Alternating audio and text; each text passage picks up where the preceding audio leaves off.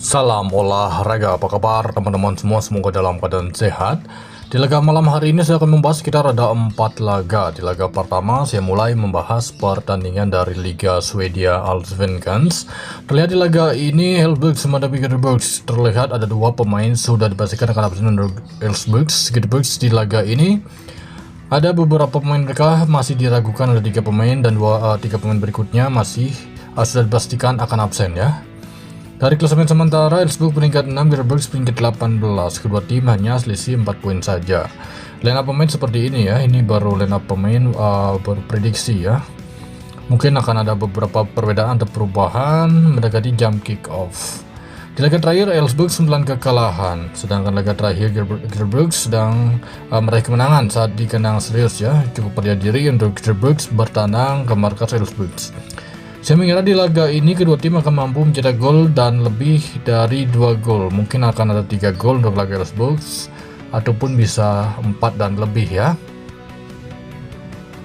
Selanjutnya saya pergi ke Liga Finland Veikkausliiga. Ada 4 pemain akan absen untuk tuan rumah Kinestad Helsinki, sedangkan HJK Helsinki ada 3 pemain. 2 pemain berikutnya masih diragukan untuk tuan rumah.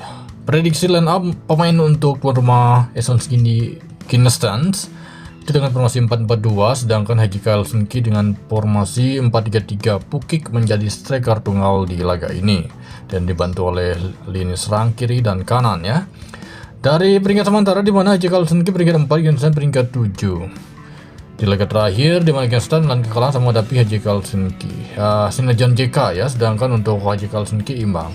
Untuk laga ini saya mengira tuan rumah Kinestad akan memberi perlawanan yang cukup baik kepada tim tamu HJK Helsinki.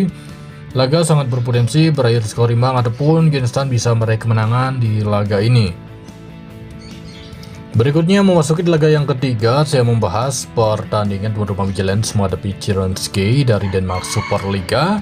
Terlihat di laga ini ada sekitar 2 pemain akan absen untuk Midtjylland, gitu juga dengan tim tamu. Midtjylland diformasikan dengan formasi 4-4-2, sedangkan untuk formasi tim tamu Chironski dengan formasi 4-3-3.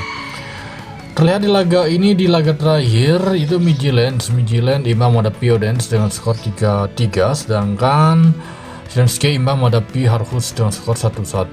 Head to head permainan kedua tim laga lebih sering dimenangkan oleh Midtjylland ataupun berakhir dengan skor imbang, dan di laga terakhir dimenangkan oleh Chironski.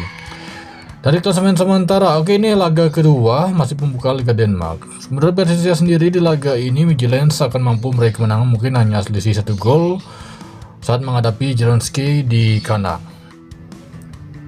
Kemudian memasuki laga yang terakhir, saya membahas pertandingan dari Liga Swedia Superettan, Helsingborg menghadapi Freiburg. Terlihat di laga ini Helsingborg meraih kemenangan di kandang Tens dengan skor 2-1, sedangkan untuk tim tamu Freiburg menelan kekalahan di kandang sama menghadapi Sundsvall. Dan di laga malam hari ini Freiburg bermain tandang. Terlihat dari head-to-head terakhir, di mana pada waktu itu kemenangan tuan rumah Freiburg dengan skor 1-0. Dari klasemen sementara, di mana kedua tim ini memasuki laga ke-16. Tuan rumah Helsingborg berada peringkat 10, sedangkan Freiburg tim tamu berada peringkat 6 sementara. Jadi untuk laga ini kemungkinan besar Freiburg bisa menahan tuan rumah, kemudian untuk skor tidak akan terjadi 3 gol untuk laga ini. Oke, baik, itu saja mengenai dari laga malam hari ini. Ada 4 laga yang sudah saya bahas. Kemudian untuk lebih lanjut info di grup. Terima kasih, selamat pagi, siang, sore. Salam olahraga.